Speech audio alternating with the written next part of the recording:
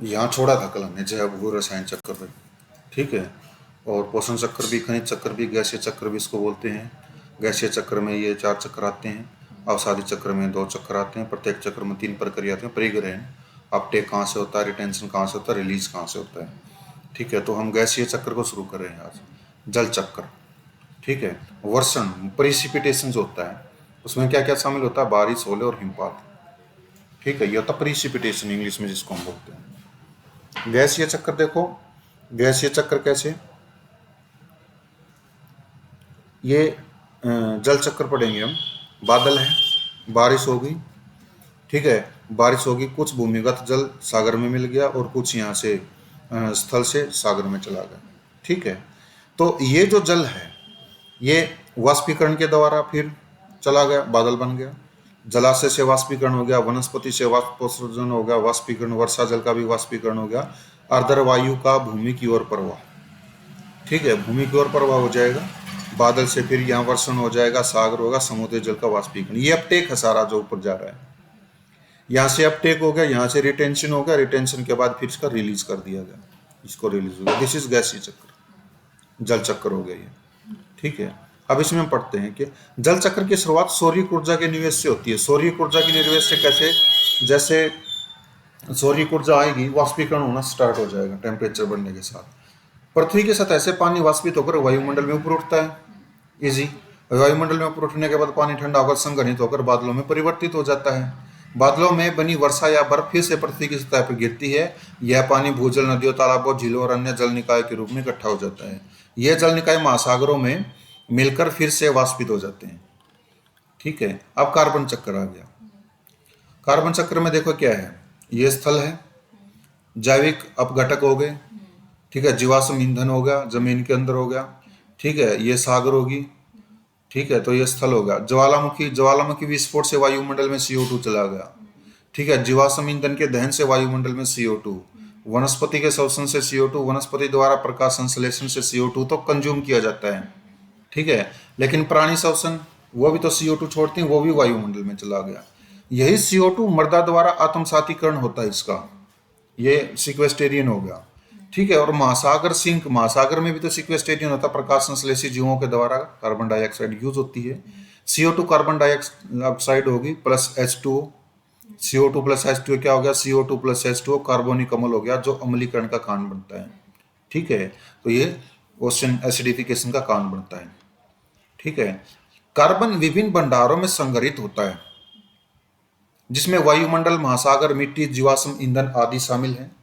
पौधों और फाइटोप्लैंक्टन द्वारा प्रकाश संश्लेषण वायुमंडल से CO2 को हटाकर इसे जैविक पदार्थ में बदलता है। Phytoplankton you know very well, in समुद्र, ठीक है। पौधों, जानवरों और सूक्ष्म जीवों द्वारा श्वसन तथा जीवाश्म ईंधनों के दहन से CO2 को वापस वायुमंडल में छोड़ दिया जाता है, ठीक है। जीवाश्म ईंधन जलाने, वनों की कटाई और भूमि के उपयोग में परिवर्तन जैसी मानव गतिविधियों ने कार्बन चक्र को काफी हद तक बदल दिया। यह CO2 चक्र। नाइट्रोजन चक्र क्या है, यह नाइट्रोजन चक्र है, ठीक है। जैसे अमोनिया है, अमोनिया का नाइट्रीकरण होगा नाइट्रेट एवं नाइट्राइट में।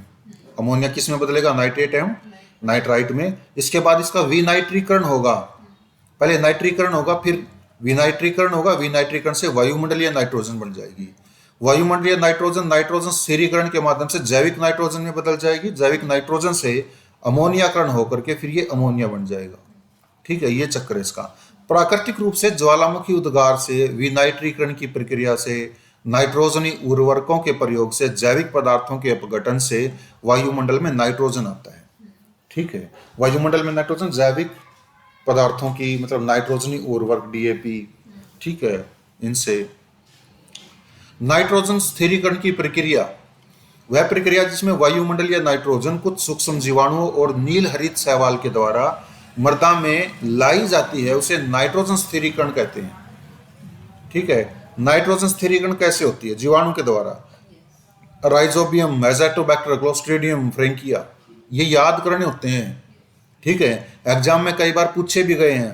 राइजोबैक्टर, Frankia are type of the following, नीचे कुछ बता दिया कि ये बर्ड्स हैं, बैक्टीरियाज हैं, ठीक है, दिस इज फंगस है, ऐसे ऐसे है, इनमें से कोई भी नहीं है।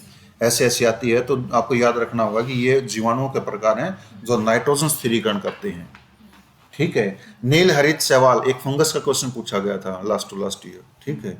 नील हरित शैवाल कैसे करती है, जैसे कौन कौन सी इनकी टाइप बता रखी है, एनाबीना, ठीक है, नोस्टोक, रिबुलेरिया, ओलोसीरा, ठीक है, ग्लायोट्रेकिया, ये नील हरित शैवाल हैं और इनका क्वेश्चन पूछा गया था। पादप कैसे करते हैं नाइट्रोजन स्थिरीकरण को, फलीदार पौधे, क्योंकि इन फलीदार पौधे जो होते हैं ना, इनका जड़ में होता है राइजोबियम बैक्टीरिया, जो साइड में दिया गया है, ये करता है। कैजुराइना, एलेंस, एजोला, साइकेड, ठीक है, सियोरियल, उष्णकटिबंधीय घास, ये क्या करते हैं, कार्बन वायुमंडल से वो ले लेते हैं, नाइट्रोजन स्थिरीकरण करते, नाइट्रोजन ले लेते हैं, ठीक है, उसको वो करते हैं। बिजली गिरने से वायुमंडलीय नाइट्रोजन आणविक नाइट्रोजन में परावर्तित टूट जाती है, यह नाइट्रोजन स्थिरीकरण के रूप में होता है।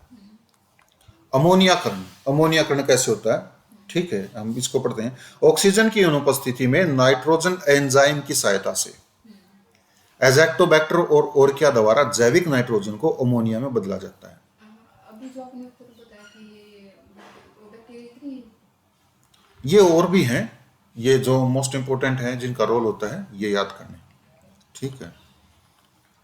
नाइट्रीकरण कैसे होती है, जैसे अमोनियाकरण तो हो गया ऑक्सीजन की अनुपस्थिति में, ठीक है, जो एंजाइम की सहायता से, नाइट्रोजन एंजाइम की सहायता, एजेक्टोबैक्टर और किया गया द्वारा। नाइट्रीकरण कैसे, जैविक अमोनिया का नाइट्रोसोमोनस जीवाणु द्वारा नाइट्राइट में और नाइट्रोबैक्टर द्वारा नाइट्राइट को नाइट्रेट में, ठीक है, बदला जाता है, जो पादप के लिए उपलब्ध होता है। पादप के लिए उपलब्ध क्या होता है, नाइट्रेट। ठीक है। नाइट्रोसोमोनस जीवाणु होगा, वो पहले नाइट्राइट को नाइट्रोबैक्टर में बदलेगा, फिर जो नाइट्राइट है वो नाइट्राइट को नाइट्रेट में बदलेगा, नाइट्राइट में नाइट्रोबैक्टर के द्वारा क्या होगा, नाइट्राइट को नाइट्रेट में बदला जाएगा। ठीक है। फिर क्या हो जाएगा, जो पादप के लिए उपलब्ध होगी, पौधे के लिए। यही नाइट्राइट, जो नाइट्रेट है, पादप के द्वारा ग्रहण किया जाता है, जो आहार श्रृंखला में प्रवेश कर विभिन्न श्रेणी के उपभोक्ताओं के शरीर में कार्बनिक नाइट्रोजन के रूप में पाया जाता है। विनाइट्रीकरण कैसे होगा, विनाइट्रीकरण का मतलब अपोजिट, ये वायुमंडल में कैसे पहुंचेगा, वह प्रक्रिया जिसमें मृदा के नाइट्रेट पुनः नाइट्रोजन के रूप में वायुमंडल में ला दिए जाते हैं। मृदा में जो नाइट्रेट उपस्थित होते हैं बैक्टीरियाज के द्वारा, जो नाइट्रोसोमोनस जीवाणु, उसके द्वारा जो पादप के लिए नाइट्रेट अवेलेबल करवाई जाती है, वही नाइट्रेट से वायुमंडल में जब नाइट्रोजन जाती है, उसको विनाइट्रीकरण बोलते हैं। ठीक है। इसे विनाइट्रीकरण कहते हैं। यह कार्य थायोबैसिलस स्यूडोमोनास जैसे जीवाणुओं द्वारा किया जाता है। ठीक है, ये याद रखना कि थायोबैसिलस और स्यूडोमोनास। ठीक है। ऑक्सीजन चक्र को देखो कि ऑक्सीजन चक्र कैसे है। चक्र में ऑक्सीजन का आगमन, ऑक्सीजन का आगमन कैसे होता है, जैसे प्रकाश संश्लेषण के द्वारा पौधे ऑक्सीजन छोड़ते हैं, ज्वालामुखी उद्गार से, ठीक है, ऑक्साइड खनिजों के न्यूनीकरण से, चट्टानों के अपरदन से, और सागरीय जीवों के प्रकाश संश्लेषण से चक्र में ऑक्सीजन आ गई। यही ऑक्सीजन फिर कहाँ चली गई, ऑक्सीजन का उपयोग खर्च कहाँ होता है, सागरीय जीवों के श्वसन में, ठीक है, जीव जंतुओं के श्वसन में, दहन कार्यों में, खनिजों के ऑक्सीकरण में, सागर में, ठीक है, या जो जीव होते हैं उनमें। ये हो गया ऑक्सीजन चक्र। ठीक है। इसमें तो लिखने का ऐसा कुछ है नहीं, आपके दिमाग में इतना भी होगा कि ऑक्सीजन का चक्कर कहाँ से होता है, कैसे यूज होती है। आग जलाने के लिए ऑक्सीजन, ऑक्सीजन की उपस्थिति में आग नहीं जलती, जीवित रहने के लिए ऑक्सीजन की जरूरत होती है। ठीक है, आप इसमें लिख दोगे कुछ वर्ड्स। ठीक है। अवसादी चक्र, जैसे सल्फर चक्र हो गया, अभी तक जितने गैसीय चक्र थे हम खत्म कर चुके हैं, अब अवसादी चक्र चलेंगे। सल्फर चक्र, चक्र में सल्फर का आगमन कहाँ से होता है, चट्टानों के अपक्षय से, ठीक है, ज्वालामुखी उद्गार की प्रक्रिया से सल्फर आ गया, सल्फेटी उर्वरकों के प्रयोग से सल्फर हो गया, जैविक पदार्थों के अपघटन से सल्फर आ गया। ठीक है, ये अपटेक हो गया। चक्र का संपादन कैसे होगा, ठीक है, इन विभिन्न स्रोतों से आया हुआ सल्फर जब मृदा में आता है तो वनस्पति उसे सल्फेट आयन के रूप में ग्रहण करता है, सल्फेट आयन के रूप में। वनस्पति से यह विभिन्न श्रेणी के उपभोक्ताओं के शरीर में प्रवेश करता है सल्फर, और जब उत्पादक एवं विभिन्न श्रेणियों के उपभोक्ताओं की मृत्यु हो जाती है तो उसके बायोमास में उपस्थित जैविक सल्फर को जीवाणुओं के द्वारा मृदा में ला दिया जाता है।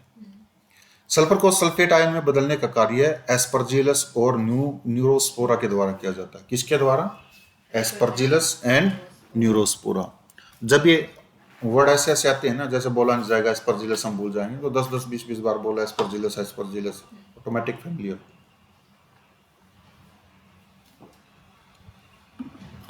फास्फोरस चक्र। चक्र में फास्फोरस का आगमन कहां से होता है? चट्टानों के अपक्षय से। ठीक है, फास्फेटी उर्वरकों के प्रयोग से। इसको तो हम ऐसे ही पढ़ सकते हैं कि चक्र में सल्फर का आगमन कहां से होता है? चट्टानों के अपक्षय से। फास्फोरस का आगमन चट्टानों के अपक्षय से। हमें लिखने से मतलब होता है। ठीक है, फास्फेटी उर्वरकों का प्रयोग से और सल्फर के उसमें सल्फेटी उर्वरकों के प्रयोग से। जैविक या कार्बनिक पदार्थों के अपघटन से, उसमें भी जैविक या कार्बनिक पदार्थों के अपघटन से। एक अमल थोड़ा ही आता, बहुत से आते हैं। चक्कर का संपादन कैसे होगा? वनस्पति से मृदा से ऑर्थोफॉस्फेट के रूप में ग्रहण करते हैं। किसके रूप में? ऑर्थोफॉस्फेट के रूप में। और सल्फर को कैसे ग्रहण किया जाता है? सल्फेट आयन के रूप में। ठीक है, जो वनस्पति से अन्य उपभोक्ताओं के शरीर में प्रवेश करता है।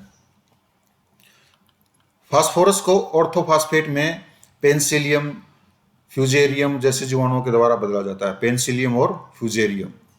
ठीक है, फास्फोरस को। पारिस्थितिकीय सेवाएं कौन सी होती है? अभी हमने कौन सा चक्कर कर लिया? रसायन चक्कर, अवसादी चक्कर कर लिया। ठीक है, पारिस्थितिकीय सेवाएं कौन सी है? सहायक सेवाएं, वह सेवा जो अन्य सभी पारिस्थितिकी तंत्र सेवाओं के उत्पादन के लिए सहायक हो, से इसमें शामिल है। प्रजातियों के लिए पर्यावास होगा, आनुवांशिक विविधता का संरक्षण होगा। पारिस्थितिकीय सेवाएं का मतलब ये होता है कि एक पारिस्थितिकी हमें कौन कौन सी सर्विसेज प्रदान करती है। फॉर एग्जाम्पल मान करके चलो कि हमारे पास झील पारिस्थितिकी क्षेत्र है। ठीक है, तो वो झील हमें क्या क्या प्रोवाइड करेगा कि झील में जो जलीय जंतु होंगे आवास के लिए, अगर झील नहीं होगी तो वो रहेंगे कहाँ? खत्म हो जाएंगे। तो ये क्या होगी? प्रजातियों के पर्यावास की सुविधा होगी। आनुवांशिक विविधता का संरक्षण होगा कि ये लंबे समय तक क्या होगी कि कोई ऐसा जीव हमें मिल जाएगा जो रेयर मिलता हो।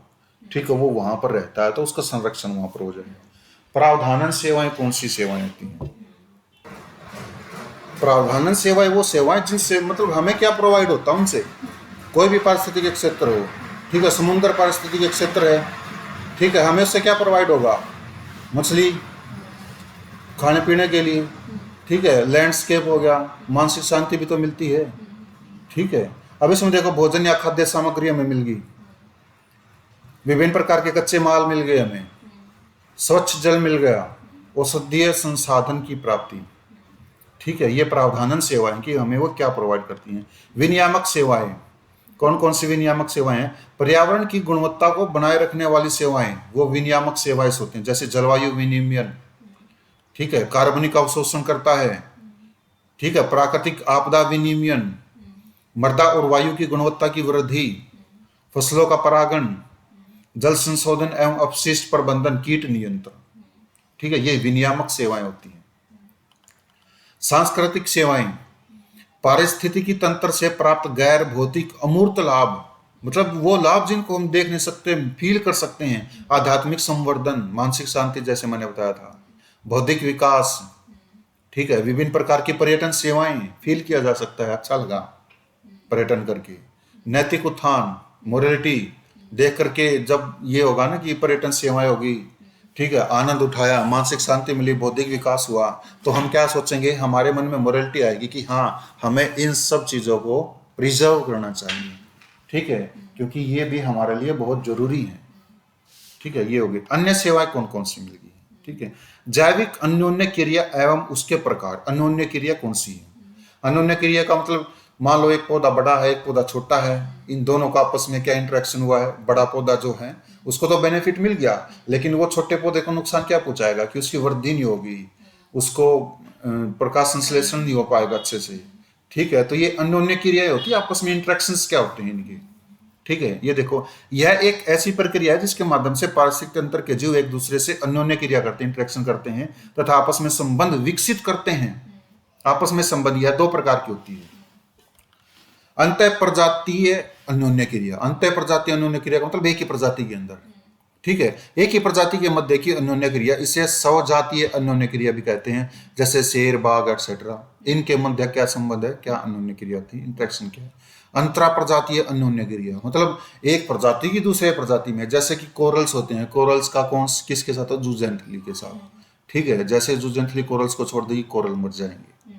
ठीक है, अब इसमें क्या होगा? अंतरा प्रजातीय अन्योन्य क्रिया, विभिन्न प्रजातियों के मध्य की अन्योन्य क्रिया, मतलब एक प्रजाति दूसरी टाइप की प्रजाति के साथ क्या इंटरेक्शन करती है, इसे विजातीय अन्योन्य क्रिया भी कहते हैं। एक खाद्य जाल में जैविक अन्योन्य क्रिया को 3 प्रकार से समझा जा सकता है। नकारात्मक अन्योन्य क्रिया, नकारात्मक अन्योन्य क्रिया का मतलब ये होता है कि एक को बेनिफिट हो रहा हो, एक का नुकसान हो रहा हो, ये नकारात्मक होगी। जैसे अंतराजातीय परजीविता होगी, परभक्षण होगा, परजीविता स्पर्धा होगी, स्पर्धा में एक का नुकसान एक का फायदा है। ठीक है। सकारात्मक अन्योन्य क्रिया का मतलब दोनों को बेनिफिट हो, सहभोजिता, सहोपकारिता। उदासीन अन्योन्य क्रिया का मतलब है किसी को कोई बेनिफिट नहीं है, चाहे चाहे मैं हूँ, मेरे ऊपर कोई कुछ भी हो, मेरा कोई फायदा उठा रहा हो, लेकिन मेरे को कोई नुकसान ही नहीं हो रहा हो, वो होगी उदासीन। अब हम इसको एक एक करके पढ़ेंगे। ठीक है, एक एक एग्जाम्पल्स भी दिखाए जाएंगे। नकारात्मक अन्योन्य क्रिया क्या होती है? अंतराजातीय परिजीविता। इसमें एक प्रजाति की हानि होती है जबकि दूसरी प्रजाति प्रभावित रहती है। ठीक है। जैसे एक बड़ा वृक्ष छोटे वृक्ष को आवृत कर देता है, जिससे छोटे वृक्ष का विकास बाधित रहता है, परंतु बड़े वृक्ष पर छोटे वृक्ष का कोई प्रभाव नहीं पड़ता। ठीक है। ब्रेड मोल्ड कवक पेनिसिलियम, पेनिसिलिन का उत्पादन करता है। जो ब्रेड मोल्ड कवक है, पेनिसिलियम कवक का मतलब फंगस जो है, ठीक है, एलजी जिसको बोलते हैं, एलजी फंगस, या पेनिसिलिन का उत्पादन करता है ब्रेड से। पेनिसिलिन एक प्रतिजैविक एंटीबायोटिक है जो विभिन्न प्रकार के जीवाणुओं को रोकता है। और पेनिसिलिन शायद ये उसमें शुगर में इंसुलिन होता है ना, वो तो इंसुलिन या पेनिसिलिन, ठीक है, ये एंटीबायोटिक है उसकी। ठीक है। ये थायराइड में होता है, होगा शायद, इसका यूज होता है अपने शरीर में। ठीक है। ये समझ गए। अंतरजातीय परजीविता क्या होता है कि एक दूसरी जाति पर क्या हो जाते हैं, परजीविता आपस में दूसरे पे। जैसे एक दो जाति होती है उसकी हानि होती है, दूसरे को कोई इफेक्ट नहीं पड़ता। देखो मैंने बता रखा है इसे, minus and zero. Minus and zero का मतलब एक का नुकसान एक का कोई फर्क नहीं। इसमें प्लस माइनस का मतलब एक का फायदा एक का नुकसान। परभक्षण, इसमें परभक्षी, परभक्षी का मतलब खाने वाला को लाभ होता है, परभक्षी को लाभ होता है, जबकि दूसरी प्रजाति शिकार जो है को हानि होती है। एक को लाभ एक को हानि, और उसकी वृद्धि अवरुद्ध होती है, रुक जाती है। जैसे शेर, बाघ, चीता, तेंदुआ द्वारा किसी जानवर का परभक्षण, एक को लाभ एक को नुकसान हो गया। परजीविता, परजीविता में भी सेम है, एक को लाभ एक को हानि। इससे परजीवी को लाभ तथा दूसरी प्रजाति या प्रपोसी जो होती है उसको हानि होती है। एक को लाभ एक को हानि। इसमें परजीवी अपना भोजन आश्रित से प्राप्त करता है, परजीवी, पैरासाइट्स जिसको हम बोलते हैं। ठीक है। तथा अन्य सजीव प्रजातियों परपोषी के भीतर या ऊपर रहता है। ठीक है। जैसे फीताकृमि, गोलकृमि, मलेरिया परजीवी कई जीवाणु तथा कवक मानव में पाए जाने वाले सामान्य परजीवी। ठीक है। एक को लाभ एक को हानि होगी। स्पर्धा, स्पर्धा में क्या होता है, कंपटीशन, एक की हानि दूसरे की भी हानि, किसी को कोई फायदा नहीं। इसमें दोनों प्रजातियों की हानि होती है। यह तब प्रारंभ होता है जब दो प्रजातियों को ऐसे महत्वपूर्ण संसाधनों की आवश्यकता होती है जिनकी उपलब्धता सीमित होती है। जैसे कठफोड़वा पक्षी तथा गिलहरी। ठीक है। इनको, गिलहरी को किस चीज की जरूरत होती है, पेड़ पर बिल की, और कठफोड़वा को पेड़ पर बिल की। कठफोड़वा क्या करता है, इसका नाम से पता चलता है, ये कट का मतलब होता है लकड़ी, काठ, फोड़वा का मतलब फोड़ता है इसको, चोंच मार मार करके बिल बनाता है। ठीक है। तथा गिलहरी, अफ्रीका के सवाना में शेर तथा चीता जो एक ही चिंकारा के लिए प्रतिस्पर्धा करते हैं सवाना में।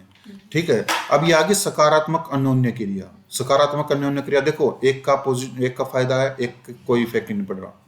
ठीक है। सहभोजिता, इसमें एक प्रजाति को लाभ तथा दूसरी प्रजाति जो प्रपोषी होती है को न हानि और न लाभ होता है, उसका कोई नुकसान नहीं होता। जैसे वृक्ष एवं अधिपादप का संबंध।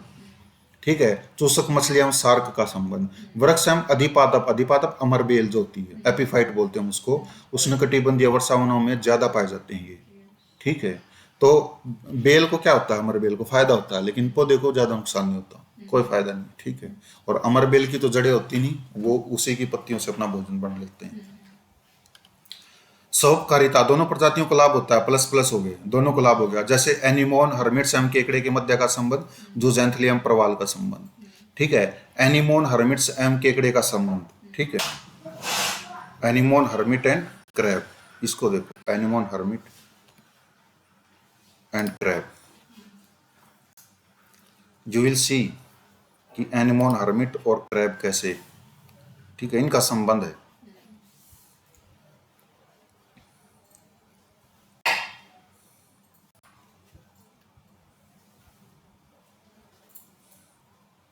ये ऊपर देखो और ये क्रैब देखो।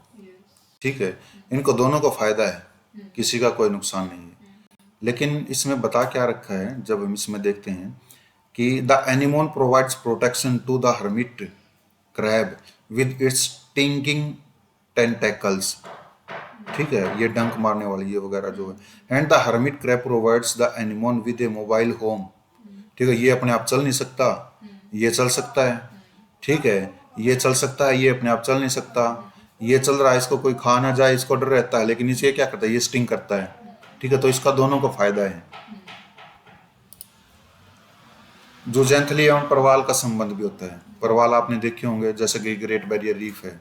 ठीक है, उसको जब देखोगे ना, आपको ऐसा लगेगा कि इतना रंग बिरंगा देखते ही आपको मन को खुशी मिलेगी परवाल को। और जूजेंथली वो उसकी वो होती है, एक इसका संबंध होता है, ये एक प्रकार की फंगस वगैरह ऐसा कुछ होता है। मैं इसको बताऊंगा जो इसमें आएगा। घनिष्ठ सहचर्य संबंध, इसमें अन्योन्य क्रिया इतनी घनिष्ठ होती है कि अन्योन्य क्रिया करने वाली प्रजाति अधिक समय तक एक दूसरे के बिना जीवित नहीं रह सकती। ये घनिष्ठ है जूजेंथली का और परवाल का। ठीक है, जूजेंथली परवाल को छोड़ देगी, परवाल का क्या हो जाएगा, विनाश हो जाएगा। ठीक है, जब घनिष्ठ सहचर्य संबंध होता है इनका। इकोटोन क्या होता है? ये जो इकोटोन है ना, इसमें कॉन्सेप्ट्स लगते हैं। अभी तो ये जो अन्योन्य क्रिया थी ना, ये खत्म हो चुकी हैं। इकोटोन को हम क्या करेंगे, हम बाद में डिस्कस करेंगे। ठीक है।